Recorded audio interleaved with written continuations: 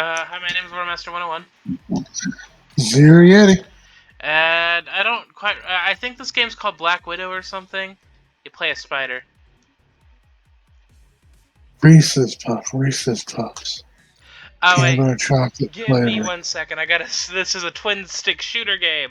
I need my mouse. Don't worry, I have it right here.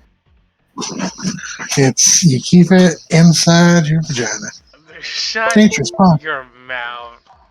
It's nature's pocket. I'm gonna nature's pocket you in a second. You're gonna put me inside of your vagina. Exactly.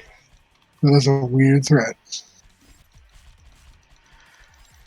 I mean, not the weirdest. Isn't there like a fucking weird ass book about how like there's this lady whose vagina is a portal to another dimension and her boyfriend goes through it? Oh god, yeah, oh god, I know what you're talking about because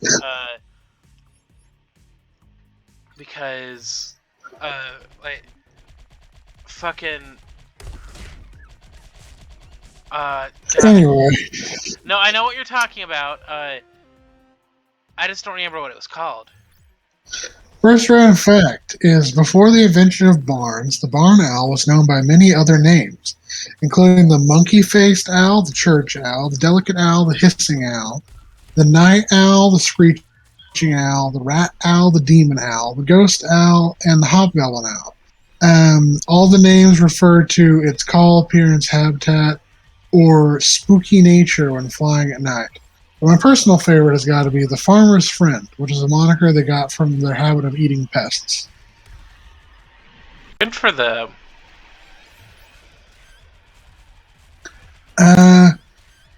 The H-Nomus Pole 3 was a Norwegian PT boat that, using 1 cannon and 2 machine guns, attacked and thwarted a Nazi invasion force made up of 2 heavy cruisers, a light cruiser, 3 torpedo boats, 8 minesweepers. It ended up ramming one of the torpedo boats and repeatedly launching flares to alert coastal defenses to the incoming invasion. Huh.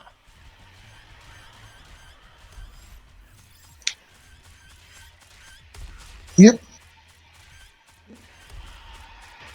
I don't know what else to say about that. What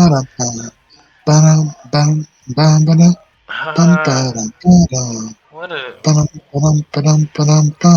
It was captured by the Germans.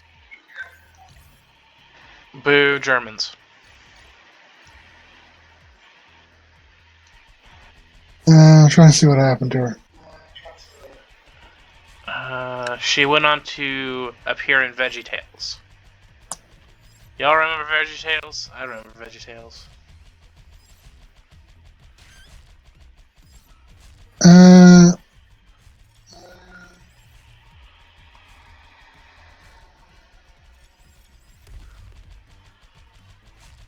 They hit.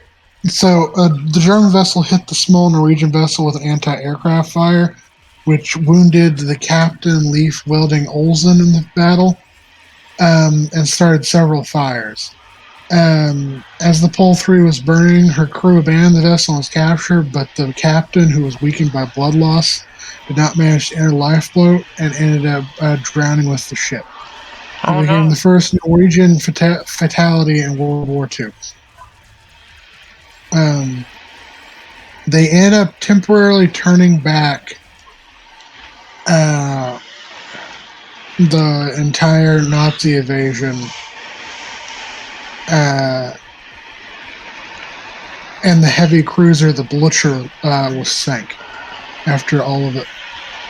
Nice. Go get Tiger. I don't know. I'm trying to think about what they like say in those like old timey like you know, like news updates, like, you know, in like the old timey like movie theaters. You know what I'm talking about? Yeah.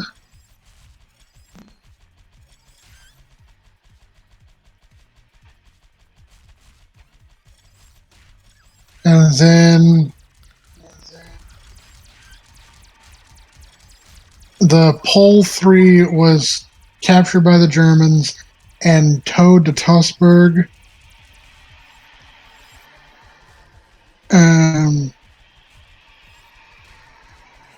and used the vessel as one of their own boats for under several names.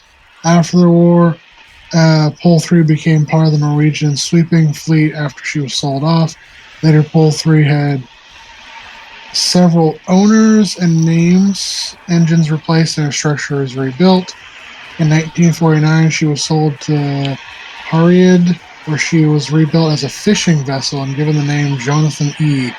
In 1978, she was sold to Orms and rebuilt as a fishing transport vessel named the Odd Oscar. 5 years later, she was sold to Bodo and given the name Frisk Trans. Although in essence a different vessel than in 1940, the whole of Pole 3 remained afloat and used for many years. In her guise, she was owned in Salton by the name Almost Trans. In October 2011, she was sailed on her own power to Foster Gibbons breaking yard at Reverse Sulkin for scrapping. Oh no. However, she was saved and is now in the Larksvik Maritime Museum. Maritime museums sound fun. What's your favorite kind of museum? Let us know. I really like natural history museums. I'm in the process of building my own slowly. I like science museums. Yeah, I really like interactive science museums as well. Yeah, those are fun. Currently, calling it a museum is like kind of being really up my own ass about it. But currently, I have a collection of fossils and like crystals and other interesting tidbits, such as a Stegosaurus, footbone Stegosaurus thagomizer, Brachiosaurus skull, Tyrannosaurus rex tooth, Velociraptor foot claw, Protoceratops tooth, Australovenator claw. Like many of these are replicas. Some of them are real. A carved piece of ivory with a mammoth ivory that has a cave lion's head on it. Numerous. Are you still there? Yeah, I'm still here. I'm listening to you. Like an iguanodon thumb spike, Camarasaurus foot claw, Oviraptor egg, Gigantopithecus jaw, Hyrachodon tooth, Mastodon tooth, Smilodon skull, Titanus, which was like a terror bird skull, alligator skulls, Megalodon tooth, Plesiosaurus skull, various trilobites, ammonites, orthocones, other mollusks, invertebrates, Mosasaurus tooth. Did I mention the Gigantopithecus jaw? I think so. And Cavaramus skull, which was a pterosaur. And then Glyptotherium armor. That I believe that's all I currently have. A fancy D&D item. Glyptotherium armor? Yeah, it's made out of a Glyptotherium. You know, early peoples to North America used Glyptodonts and Glyptotheriums, their shells, as houses because they were the size of cars, and you could just hollow them out and like live inside of them. I thought you said hollow out and live in silence, and I was like, whoa, that's deep. Suicide is painless. Oh no. It is illegal to dump a corpse into space. Yeah, I can see that.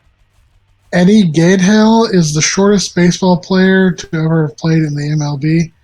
At 3'7", he wore the number as 1/8 as part of a publicity stunt, but it was actually awarded a fairly successful at-bat record, consisting of repeatedly walking because people weren't able to strike him out in a strike box, as well as several numerous home runs. Huh. Polar explorer Ernest Shackleton is buried in Grevekin, a settlement on the island of South Georgia in the South Atlantic Sea. The settlement has a population of 3 and is only occupied in the summer.